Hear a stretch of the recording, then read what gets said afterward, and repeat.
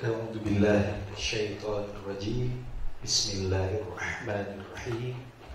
Assalamualaikum warahmatullahi wabarakatuh. Waalaikumsalam. Alhamdulillah. Alhamdulillahilladzi khalaqal mauta wal hayata liyabluwakum ayyukum ahsanu amala.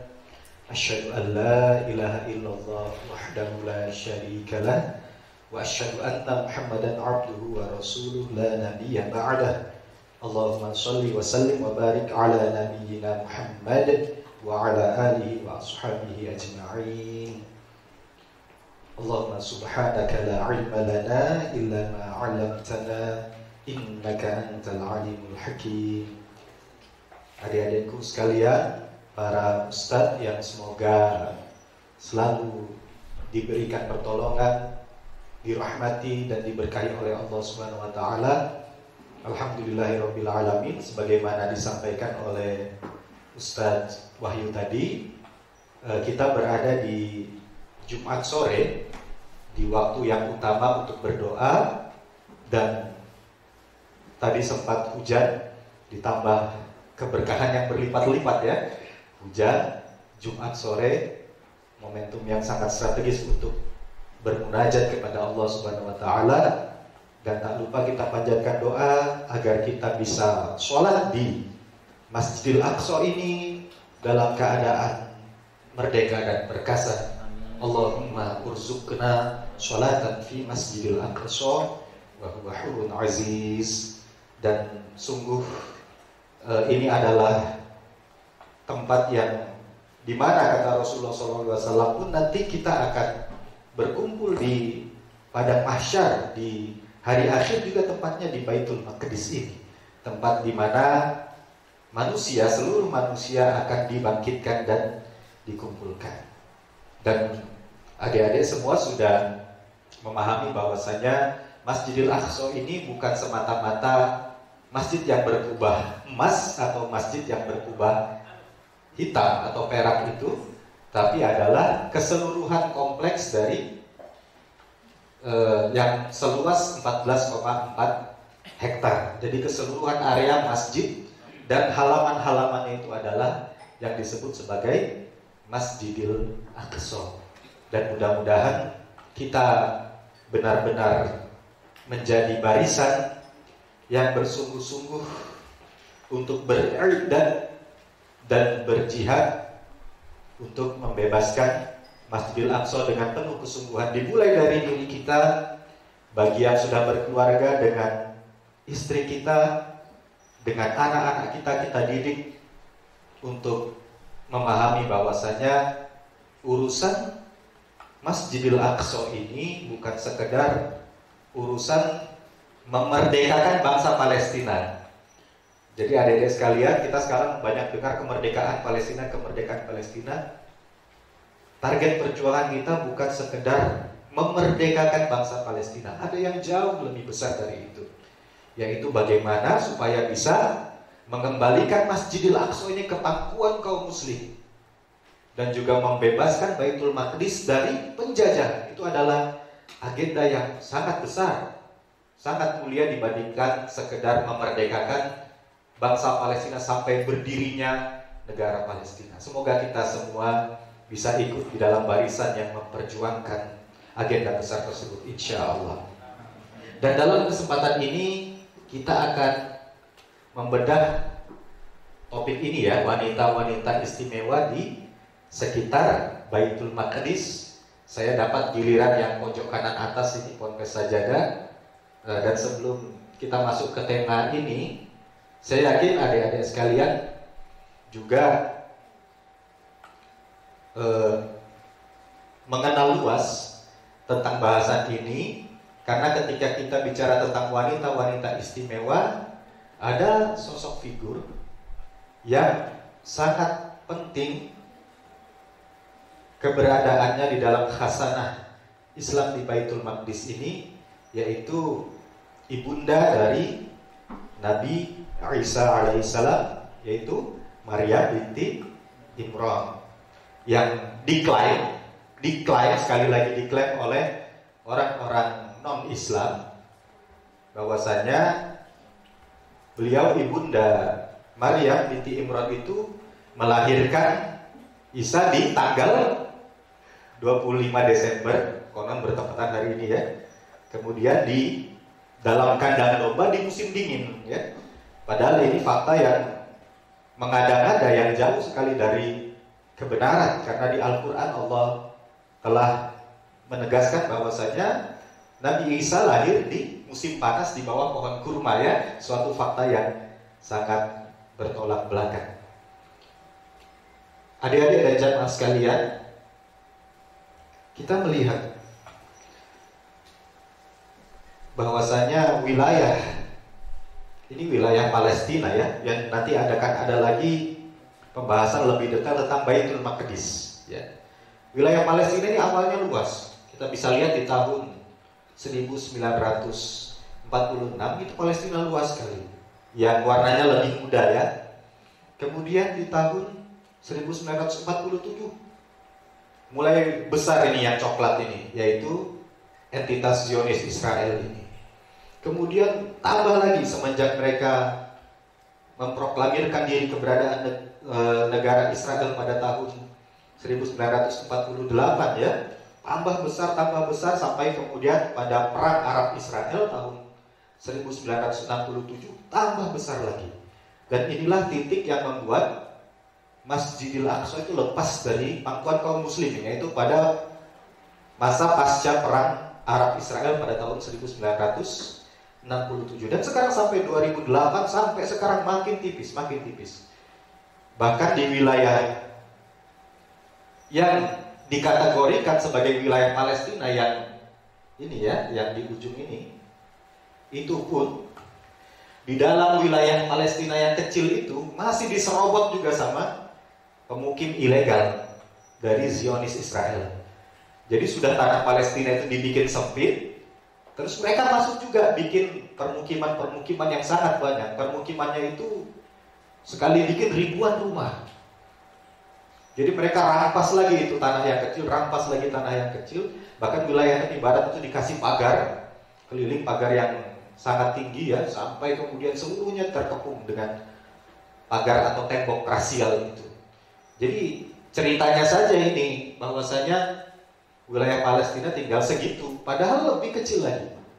Karena mereka sekarang udah bikin banyak permukiman ilegal dan bahkan mau direbut lagi oleh Presiden AS ya, yang kemarin kalah sama Joe Biden, yaitu Donald Trump.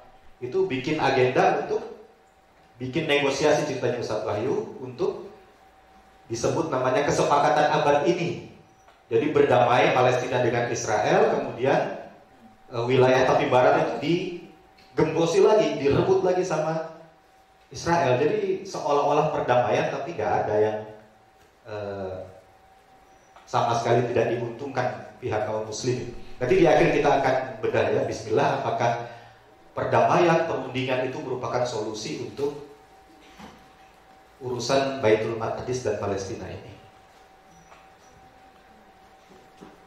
Nah, tentang tema tadi, tema wanita-wanita istimewa di Baitul Maqdis, bahwasanya ada 3 periode penting adik-adik sekalian, yaitu sebelum zaman Rasulullah, kemudian zaman Rasulullah dan para sahabat, dan kemudian adalah zaman setelah generasi sahabat ya. Sebelum zaman Rasulullah, saya tidak akan membedah terlalu jauh. Insya Allah pemirsa sekalian bisa menyimak di Instagram Baitul Maqdis Corner. Sudah ada pembahasan sebelumnya tentang tema sebelum Islam, khususnya tentang kisah, membedah kisah Maryam binti Imran secara mendetail. Kita akan bedah di 2 periode sesudahnya, yaitu zaman Rasulullah dan sahabat, kemudian zaman setelah generasi sahabat.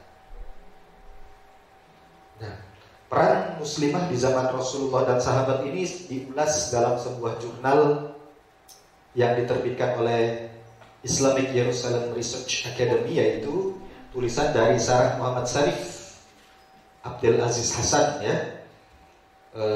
Beliau membedah tentang keaktifan peran muslimah di dalam perjuangan Baitul Maqdis. Nah, ini kita bisa melihat, adik-adik sekalian tentu sudah pernah mendapatkan informasi sebelumnya ya, bahwasanya Baitul Maqdis itu memiliki 3 makna. Yaitu yang pertama, Baitul Maqdis adalah Masjidil Aqsa itu sendiri. Jadi Masjidil Aqsa itu bisa disebut sebagai Baitul Maqdis.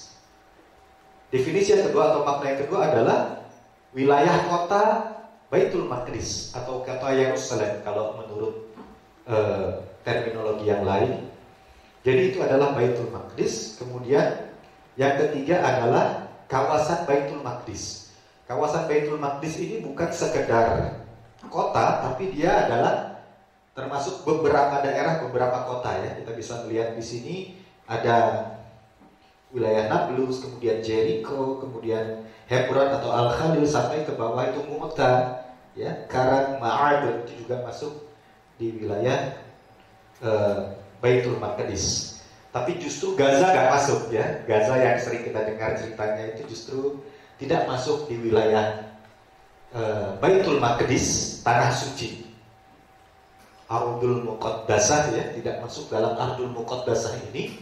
Tapi Gaza, Rafah dan lain sebagainya ini masuk ke wilayah yang lebih besar yang namanya Ardul Mubarakah. Termasuk di wilayah yang tanah yang barokah. Ini sebagaimana dikabarkan oleh Allah Subhanahu wa taala di dalam surah Al-Isra ayat yang pertama yang sudah kita hafal semua ya, bahwasanya ada wilayah yang diberkahi di sekeliling Masjidil Aqsa tersebut. Ya. Nah, kemudian beberapa keutamaan Baitul Maqdis, yakni merupakan tempat tegaknya khilafah di akhir zaman, kemudian juga tempat terbunuhnya Dajjal ketika Dajjal nanti berhadapan dengan Nabi Isa, kemudian bumi ribat, bumi persiapan untuk dalam perjuangan umat di akhir zaman. Bahkan nanti kita bisa akan lihat di dalam sebuah hadis dari yang terkait dengan seorang wanita yang bernama Maimunah bin Sa'ad, disebutkan bahwasanya di Baitul Maqdis kelak akan menjadi padang mahsyar atau tempat dibangkitkan dan berkumpulnya para manusia sebelum menghadapi hari perhitungan amal atau yaumil hisab. Nah, ini dia. Nggak kelihatan ya. Nah, ini tentang seorang tokoh, yaitu Ummul Mukminin Maimunah binti Harith, di mana ketika itu ada seorang yang datang kepada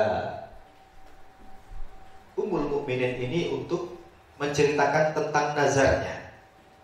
Ya.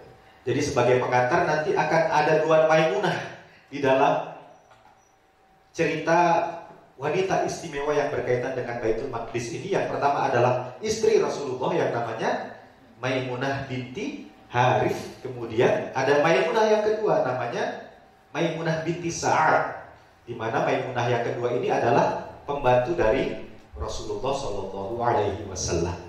Ya. Dari Ibnu Abbas radhiyallahu anhu berkata, ada seorang wanita mengadu sambil berkata, jika Allah menyembuhkanku, maka aku akan pergi ke Baitul Maqdis dan sholat di sana. Nazar ya, nazar. Wanita itu pun sembuh dari penyakitnya, lalu segera mempersiapkan perjalanan. Kemudian ia mendatangi Maimunah istri Nabi Shallallahu Alaihi Wasallam yang mengucapkan salam atasnya dan mengabarkan tentang perjalanan yang akan dia lakukan. Maka Maimunah pun berkata, duduk dan makanlah apa yang kamu inginkan. Lalu sholatlah di masjid Rasulullah, yaitu Masjid Nabawi, karena saya mendengar Rasulullah Shallallahu Alaihi Wasallam bersabda, satu kali sholat di Masjid Nabawi lebih baik 1000 kali dibandingkan sholat di masjid-masjid selain Masjid Ka'bah. Nah, ketika itu, menurut para ulama yang membedah tentang hadis ini, bahwasanya Maimunah binti Harith ini, meskipun ada seseorang yang sudah bernazar untuk sholat di Baitul Maqdis, Tapi pada waktu itu kondisinya tidak memungkinkan, karena Baitul Maqdis sedang dijajah oleh pihak Bizantium, yaitu Romawi Timur, ya. Jadi kondisinya nggak memungkinkan ke sana. Itu kondisinya lagi nggak kondusif. Bagaimana kita bisa masuk ke Baitul Maqdis sedangkan di sana sedang dijajah oleh Bizantium, pasukan musuh sedang berkuasa. Nantinya umat Islam baru bisa masuk sepenuhnya ke Baitul Maqdis pada tahun ke-16 Hijriah di era Umar bin Al-Khattab yang telah membebaskan Baitul Maqdis dengan serangkaian tahapan yang kokoh yang telah dibangun oleh generasi sebelumnya, baik Rasulullah maupun di bawah kepemimpinan Abu Bakar As-Siddiq, kemudian berlanjut di Umar bin Al-Khattab, ya. Nah, kemudian kita juga mengenal Maimunah binti Sa'ad, ya, yaitu pembantu Rasulullah SAW yang dalam sebuah hadis disebutkan artinya telah menceritakan kepada kami Ali bin Bahar berkata, telah menceritakan kepada kami Isa berkata, telah menceritakan kepada kami Thawr dari Ziyad bin Abu Saudah dari saudara laki-lakinya bahwa Maimunah bekas budak Nabi SAW berkata, wahai Nabi, berilah kami fatwa tentang Baitul Maqdis. Beliau menjawab, itu adalah bumi yang terbentang dan mahsyar, ya, bumi yang terbentang dan mahsyar. Datanglah ke sana dan laksanakan sholat di sana, karena sholat di sana sama dengan melaksanakan 1000 sholat di tempat lainnya. Beliau bertanya, bagaimana pendapat Tuhan jika seseorang tidak mampu untuk datang ke sana? Nabi menjawab, hendaklah dia menginfakkan minyak untuk penerangan di sana, karena barang siapa memberikan minyak untuk penerangan di dalamnya, maka ia seperti orang yang melaksanakan sholat di dalamnya. Telah menceritakan kepada kami Abu Musa Al-Harawi, dia berkata telah menceritakan kepada kami Isa bin Yunus dengan sanadnya, kemudian dia menyebutkan hadis seperti itu. Nah, Maimunah binti Sa'ad ini memiliki keinginan yang besar sebetulnya untuk bisa beribadah di Baitul Maqdis. Hanya saja namun pada waktu itu kondisinya belum meningkat, masih terjajah. Tidak bisa, sama seperti sekarang kita terjajah. Saya baca kemarin tulisan seorang wartawan. Wartawan ini kan sebetulnya orang yang umum, ya. Dia pun mau pergi ke Masjidil Aqsa itu berlipat-lipat itu proses standar pengamanannya. Dan ujung-ujungnya dari sekian banyak pemeriksaan yang ketat, yang paling berat kata wartawan itu adalah harus mengurus visa Israel. Itu yang paling berat rasanya. Karena dengan mengurus visa Israel, kita bayar ke Israel, ya, bayar ke Zionis Israel supaya bisa masuk ke situ. Kemudian duitnya buat apa coba? Duit dari yang kita bayar itu akhirnya dikumpulin sama Zionis Israel itu, dan akhirnya bisa jadi bahkan dipakai untuk memperkuat penjajahannya, bahkan bisa jadi untuk membeli peluru untuk membantai saudara-saudara kita di Baitul Maqdis dan Abdul Mubarak. Karena itu banyak di kalangan pemikir Islam yang menyebut bahwasanya kandungan dari hadis ini adalah bahwasanya sebetulnya ketika kita berkontribusi menginfakkan dalam tanda kutip, ya, minyak untuk penerangan di sana, maka sebetulnya kita bisa mendapatkan pahala yang sama, derajat yang sama, kedudukan yang sama dengan berziarah sholat di sana. Dan bahkan sebagian pemikir yang lain memandang bahwasanya ada makna bahwasanya menyalakan cahaya di Baitul Maqdis itu, menyumbang minyak untuk penerangan Baitul Maqdis, bukan sekadar dalam artian betul-betul minyak, ya, sebagaimana dibedah menurut sarah tadi di dalam surah An-Nur ayat yang ke-35 tentang cahaya di atas cahaya, bagaimana ketika minyak zaitun itu yang seolah-olah bisa menerangi walaupun dia tidak tersentuh api, ya. Jadi bukan sekedar makna minyak yang sebenarnya, tapi bisa berarti menyalakan cahaya ilmu tentang ma'rifah Baitul Maqdis. Ma'rifah seputar Ardul Muqaddasah dan Ardul Mubarakah dan perjuangannya yang terus-menerus. Dan para wanita diperintahkan untuk mencari ilmu ma'rifah tentang Baitul Maqdis sehingga tercerahkan pikirannya berkaitan dengan Baitul Maqdis itu, ya. Jadi wanita di zaman Rasulullah itu aktif untuk mencari ilmu, ya.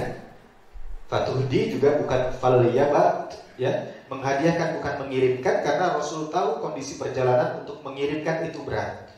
Maka istilah yang dipakai adalah fatuhdi. Lebih berkaitan dengan menghadiahkan. Ini makna yang lain, lebih berkaitan dengan menghadiahkan ilmu ma'rifah tentang Baitul Maqdis, bukan sekedar mengirimkan minyak zaitun secara fisik, ya. Nah, kemudian perang Tabuk, ya, di mana pada waktu itu Heraklius ada di daerah Hills dan Rasul bersiap untuk memerangi dengan dua alasan, yaitu mengenalkan Islam kepada kafir Roma, yaitu Bizantium itu,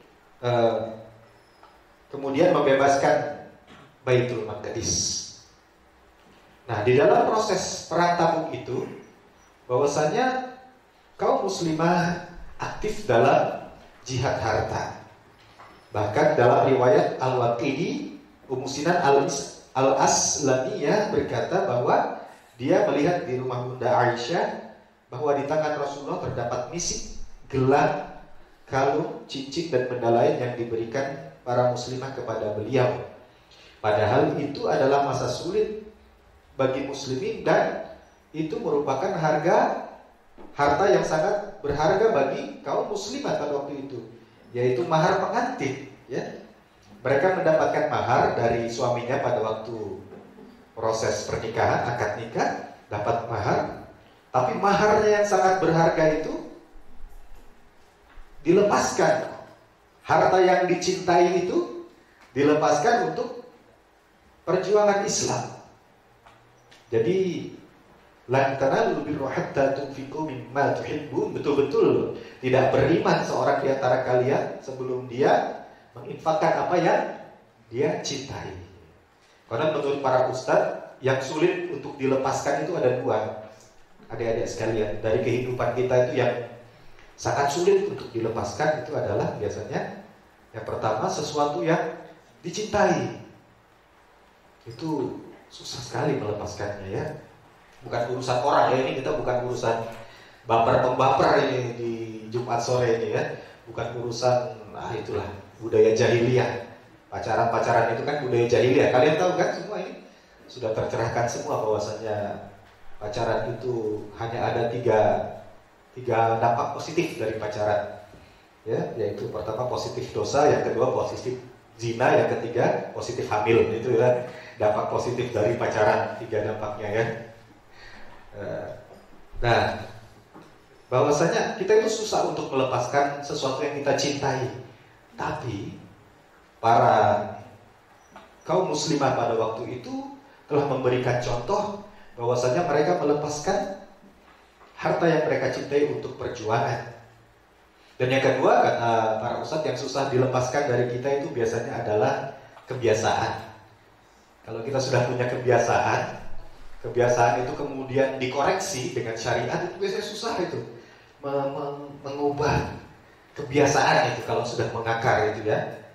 Apalagi kebiasaannya misalnya masuk kategori makruh atau mubah, tapi mubah sesuatu yang berlebihan, itu biasanya agak susah, butuh perjuangan untuk mengubah kebiasaan.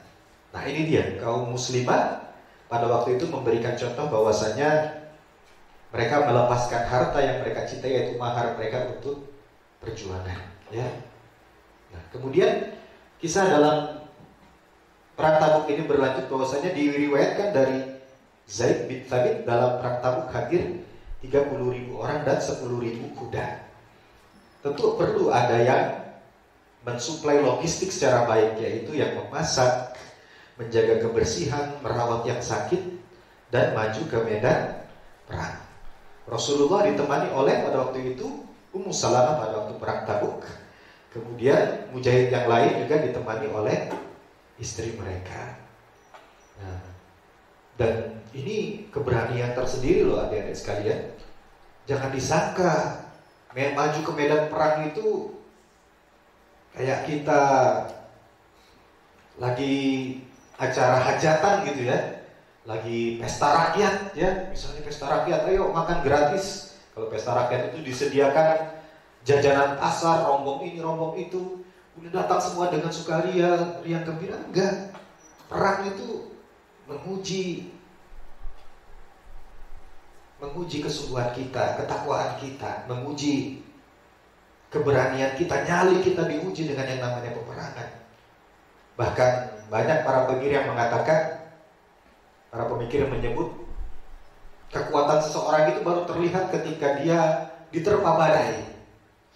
Kalau belum ada badai itu ya semua kayaknya kuat-kuat saja, semua kayaknya hebat-hebat saja. Tapi begitu ada ujian datang yang berat, ya baru kelihatan mana yang orang yang betul-betul tangguh, mana orang yang pura-pura tangguh, setengah tangguh, atau justru sok tangguh ya.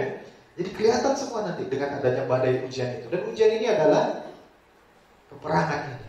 Dan kita tahu bahwasannya di zaman Rasulullah pun ketika perintah jihad itu datang, banyak yang minta izin, tak ikut perang tuh banyak.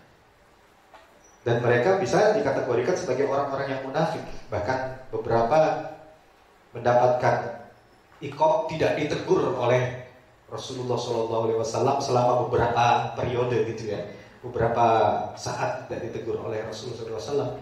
Banyak orang yang zaman Rasulullah itu di surah At-Taubah bisa dibedah, giliran belum perang, giliran belum jihad, kapan Rasulullah kita jihad ini? Kita harus jihadnya Rasulullah. Kita bertempur di medan peperangan, kita hadapi musuh. Belum waktunya perang, berani semua. Waktu belum waktunya perang, pasang badan semua ya. Kami siap berjihad ya Rasulullah. Siapapun musuh kami hadapi. Gunung kudaki, samudra ku seberangi. Iya kan? Tapi begitu datang perintah jihad, maka mereka izin ya Rasulullah.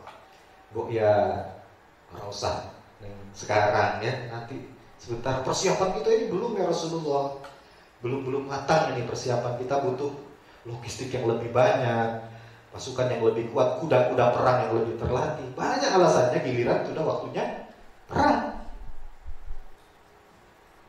Dan ini peringatan juga buat kita sahabat sekalian yang pemirsa di rumah. Jangan-jangan kita ini tampak kuat atau terlihat kuat atau sok kuat, memang ketika belum ada badai saja yang menerpa kita ya.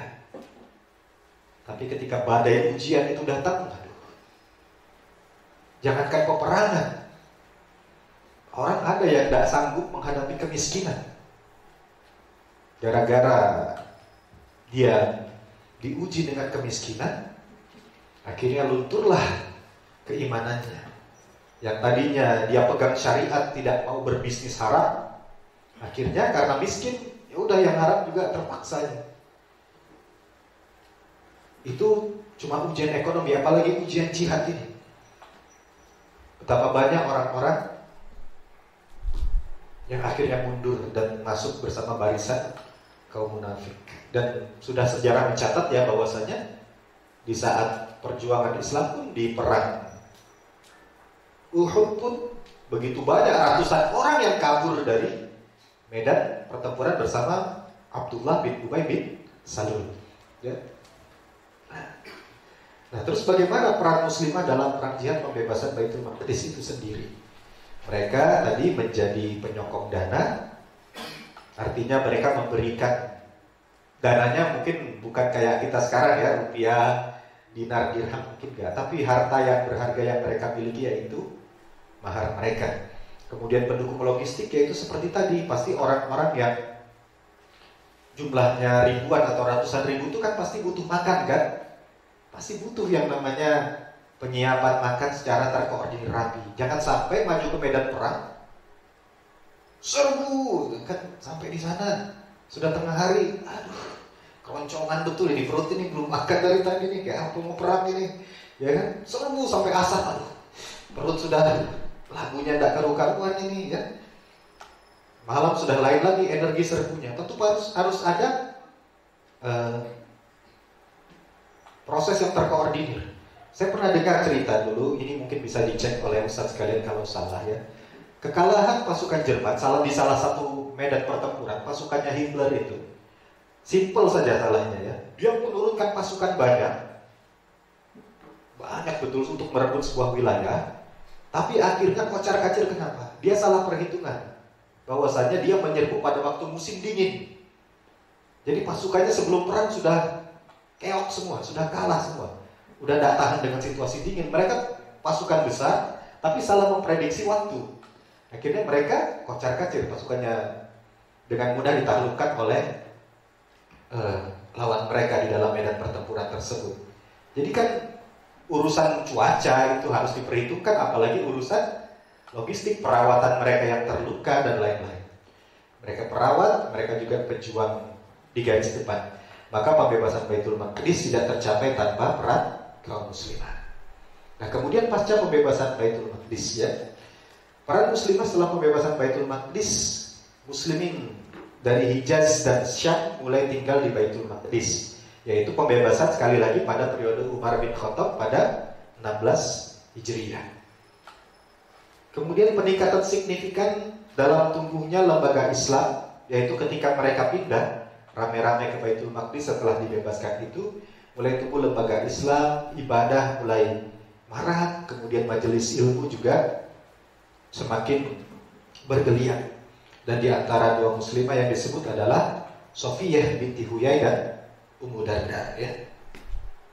Nah, Sofiyah binti Huyai, siapa sih Sofiyah binti Huyai ini? Sofiyah binti Huyai ini adalah istri Rasulullah Shallallahu Alaihi Wasallam. Beliau adalah wanita Yahudi, cucu dari Nabi Harun alaihissalam ya.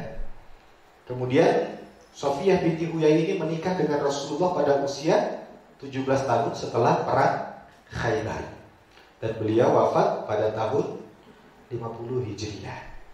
Jadi disebutkan bahwasanya Sofiyah ini wanita Yahudi bangsawan ya, wanita Yahudi bangsawan, kemudian dari jalur Bani Quraizah dan Bani Nadir ya, dari jalur Bani Quraizah dan Bani Nadir. Kemudian beliau menikah, sebelum menikah dengan Rasulullah adalah dengan seorang penyair awalnya ya. Saya buka catatan sebentar ya. Dan dua orang suaminya ini sama-sama penyair. Jadi setelah suami pertama meninggal, kemudian menikah lagi dengan suami yang kedua juga seorang penyair ya. Nah, sebelum menikah dengan Rasulullah SAW, beliau bersuami namanya Salam bin Mishkan, seorang penyair. Kemudian Salam menceraikannya, kemudian dia menikah dengan Kinanah bin Abu Hukaik yang juga merupakan penyair. Di zaman itu penyair menempati posisi yang terhormat karena terhitung sebagai orang cendekiah.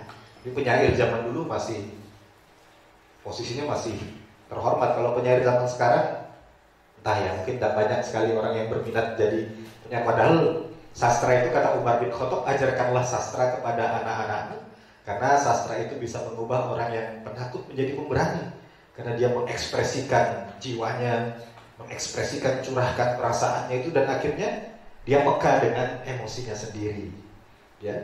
Kemudian suami terakhirnya tewas di perang Khaybar ya. Nah, Sofiyah pernah sholat di Masjidil Aqsa, di mana Rasulullah menjadi imam sholat ketika Isra Mi'raj. Yang ini Sofiyah ini tepatnya sholat di belakang batu tempat bertolak dalam peristiwa Isra Mi'raj ya. Nah, adik-adik sekalian, saya pernah bertanya dengan seorang kawan yang sedang kuliah di Turki ya, jurusan Baitul Maqdis.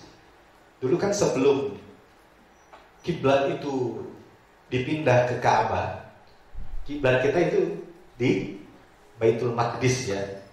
Baitul Maqdis sebagai Ka'bah, apa sebagai kiblat umat muslim pada waktu itu.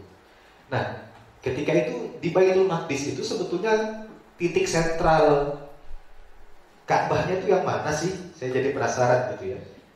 Kalau di Masjidil Haram, kalau adik-adik insya Allah nanti punya rezeki untuk berangkat umroh dan haji ke sana, jelas titik pusat kita adalah di Ka'bahnya itu ya, Ka'bah yang kotak hitam besar itu ya, yang di dalamnya di sudutnya dan juga Hajar Aswad di situ. Nah, tapi kalau Masjidil Aqsa pada waktu itu sebagai kiblat umat muslim, titiknya di mana? Yang kayak Ka'bahnya itu di mana sih sebetulnya?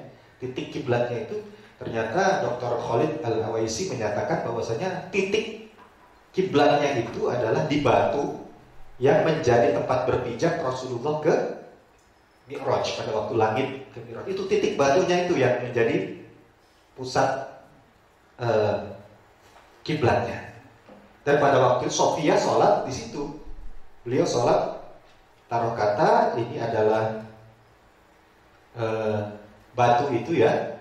Kemudian sholat Sofia ini sholat di belakang batu itu, dimana kalau ditarik garis lurus batu ini sampai ke Ka'bah. Tarikan tarikan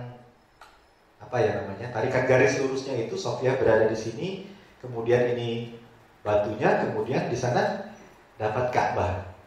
Dan itu alhamdulillah jadi dapat 2 titik ya, dapat titik bertolak ini, kemudian dapat Ka'bahnya juga. Kalau seandainya Sofia sholat di depan sini, ngadap ke sana kan nggak dapat ya, nggak dapat batu tempat berpijaknya Rasulullah SAW ini. Nah pada waktu itu Sofia bisa sholat sampai di sana, dan itu adalah suatu yang istimewa karena sebelumnya banyak pembatasan terhadap perempuan, terutama di daerah-daerah yang dianggap suci, di daerah yang agak penting ya. Padahal dalam Yahudi ya, dalam keyakinan Yahudi, wanita dilarang untuk masuk ke bagian paling dalam dari tempat ibadah. Tapi Sofia Ummul Mukminin sampai ke titik yang penting itu. Dan itu adalah pusat dari Masjidil Aqsa yang sebetulnya kita bahas tadi, bahwasanya titik berpijaknya, titik bertolaknya Rasulullah SAW itu ke langit pada waktu peristiwa Mi'raj merupakan, kata Dr. Khalid Al-Awaisi, merupakan titik kiblatnya pada waktu Masjidil Aqsa masih berstatus sebagai kiblat kaum muslimin ya. Nah, diriwayatkan bahwa Sofia datang ke Baitul Maqdis lalu naik ke Tur Zaitah, lalu berdoa, kemudian berdiri di tepi bukit dan berkata, di sini manusia akan dibagi di hari kebangkitan di surga dan ke api neraka. Ini cocok dengan hadis yang tentang Maimunah binti Sa'ad tadi, bahwasanya Baitul Maqdis itu nanti kelak akan menjadi tempat dibangkitkannya dan dikumpulkannya manusia pada waktu akhir zaman menjelang hari perhitungan. Ya. Kemudian di sini manusia akan dibagi di hari kebangkitan ke surga dan ke api. Hal ini menjadi penegas bahwa yang menentukan derajat seseorang bukan suku atau jenis kelaminnya, tapi takwa dan kebaikannya, sesuai surah Al-Hujurat ayat yang ke-13, inna akramakum mindallahi atqakum innallaha alimun khabir. Ya, bahwasanya kemuliaan kita bukan karena urusan yang lain-lain, tapi karena dengan ketakwaannya. Ya, di masa Rasulullah, muslimah berperan aktif dalam perjuangan membebaskan Baitul Maqdis. Muslimah tidak dikungkung di rumah, muslimah berdiskusi dalam majelis ilmu, muslimah menyadari pentingnya Baitul Maqdis. Jika mampu, muslimah pergi ke Baitul Maqdis untuk beribadah. Bahkan muslimah berkontribusi dalam jihad melalui harta, tenaga, dan jiwa mereka. Setelah pembebasan pun, muslimah berperan sebagai ibu, dai, guru, dan relawan sosial ya. Nah, saya ingin sebagai penutup nih, adik-adik sekalian, guru kita semua almarhum ya, beliau Ustaz Muainuddin Basri. Saya agak meneteskan air mata ketika tadi murojaah tentang materi ini. Jadi beliau mengingatkan bahwasanya jihad dan i'dad atau persiapan itu harus terus kita kobarkan, harus terus kita tumbuhkan. Kemuliaan umat ini adalah dengan jihadnya. Bahkan beliau mengatakan sekarang banyak orang bahas perundingan. Perundingan itu, kata Ustaz Muin, hanya bisa kita lakukan kalau posisi kita kuat, musuh itu lemah. Jadi dalam perundingan kita yang punya posisi yang kuat. Tapi kalau kita lemah, kita berunding dengan pihak yang kuat, ya udah kita manut-manut wahai. Kita diatur sama orang yang punya posisi kuat. Jadi perundingan itu kalau mau berunding nanti, kalau umat Islam itu kuat, nah yang lain mau berunding silakan. Ya, ini saya bacakan dari Ustaz Mu'ainuddin Al-Basri rahimahullah, bahwasanya jihad menjadi pilihan utama untuk kemenangan. I'dad atau persiapan mujahidin dengan segala syaratnya menjadi kewajiban yang harus diutamakan. Pembinaan akidah tauhid dan iman yang kokoh, komitmen dengan syariat Islam. Ya ingat ya, pembinaan akidah tauhid, iman yang kokoh, komitmen dengan syariat Islam, ibadah yang benar, ukhuwah Islamiyah, wala atau berwalikan yang benar kepada Allah, Rasulullah dan seluruh kaum mukminin yang menegakkan sholat, menunaikan zakat dan tunduk serta rukuk kepada Allah Subhanahu wa taala, dan bara' berlepas diri dari tawaghit, sembahan selain Allah, orang-orang kafir, orang-orang munafik serta kekufuran, kefasikan dan kemaksiatan. Ini harus kita jaga, yang namanya i'dad dan jihad ini. Dan bahkan sebelum jihad benerannya, yang jihad fisiknya ya, kita harus siap dulu dengan jihad pemikiran, jihad informasi, jihad harta. Bahkan ada sebagian ulama yang mengatakan agak sulit rasanya orang yang bakal bisa sanggup berjihad jiwa kalau mereka belum berjihad harta. Agak sulit rasanya, bagaimana mungkin mereka mampu mengorbankan nyawanya, sedangkan hartanya aja mereka gak sanggup mengorbankan. Seperti tadi kembali ya, lan tanalul birra hatta tunfiqu mimma tuhibbun.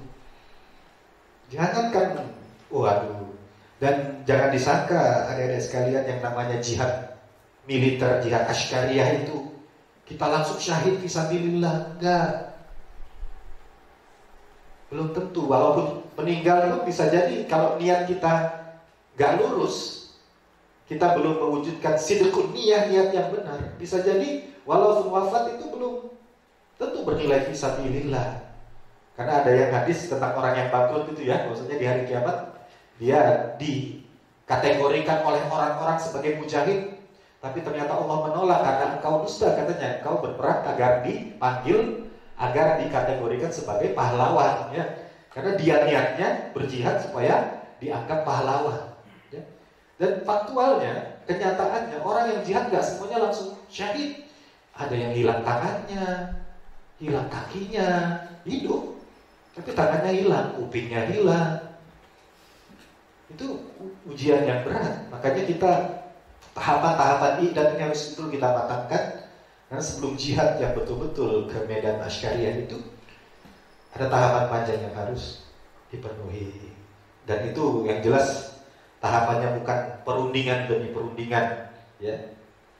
Dan sekarang juga kalau kita belajar ke konteks ilmu hubungan internasional, adik-adik sekalian, nanti ada saatnya kalian akan mengenal ilmu itu ya. Bahwasanya katanya sekarang masalah antara Israel dengan Palestina itu ada yang menawarkan yang namanya one state solution, solusi satu negara, yaitu berdirinya Israel saja. Ada yang bilang one state solution, solusi satu negara yang berdiri Palestina saja.